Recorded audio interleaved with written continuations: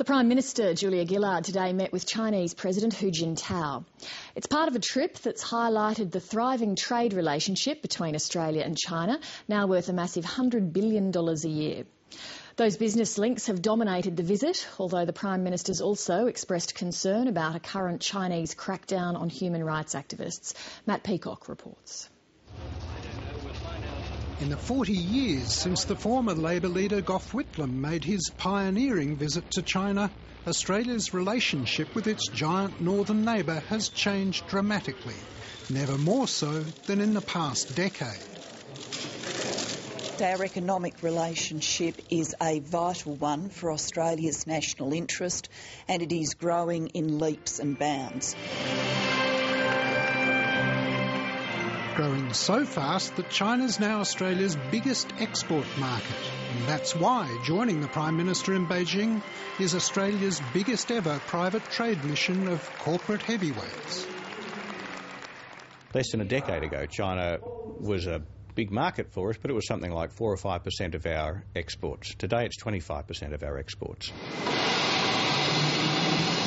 China will continue to go to every corner of the globe to find resources. We're going to see this increasingly so. It's going to increasingly cause problems.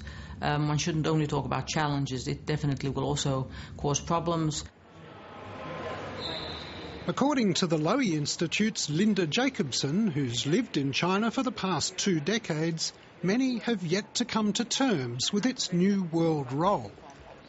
What does it really mean when this population of 1.3 billion people, certainly a very mixed picture. There are extremely poor people, there are extremely rich people, there's a rising middle class. What it really means for the world when a country like that becomes economically more powerful, politically more powerful, and of course also militarily more powerful. On every scale, in every sphere, there are going to be repercussions. As China gobbles up Australia's iron ore and coal, becoming along the way the world's largest greenhouse gas polluter, its people have become more connected to the world of modern communications through television, the internet and mobile phones. 22 years ago, China crushed the student uprising at Tiananmen Square. Now, in the wake of the Middle East's Jasmine revolutions, another major security crackdown is underway. Some of the images from Cairo, I remember looking at them. In the beginning in China they weren't shown, and then gradually there were more and more images from the square being shown from Cairo. They looked exactly like the images in 1989 from Tiananmen Square. I lived through that period in China, and I was struck by the similarities. The current crack on civil society or activists in China is regarded as the most aggressive crackdown in last 2 decades after Tiananmen Square. So almost 100 activists have been detained or arrested or intimidated. Sydney's University of Technology professor Feng Chongyi is friends with some of those arrested.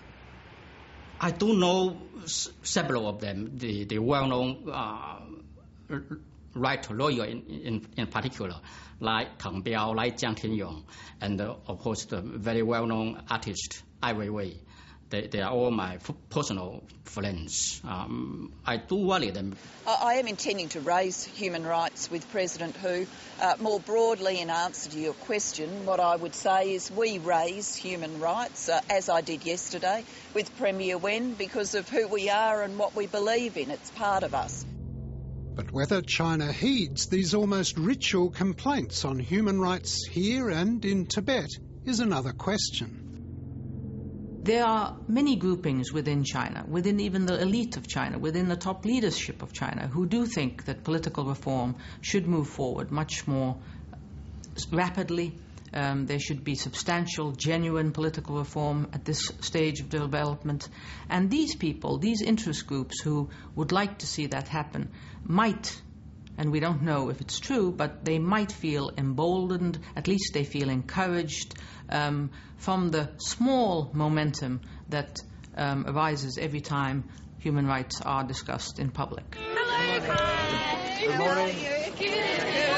G'day. It wasn't in Tiananmen Square, but rather the Forbidden City today, where the Prime Minister met with Australian tourists.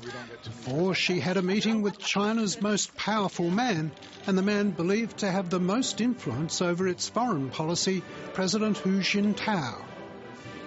Well, we've got a terrific economic relationship and a growing people-to-people relationship with China, but the elephant in the room is the big strategic question.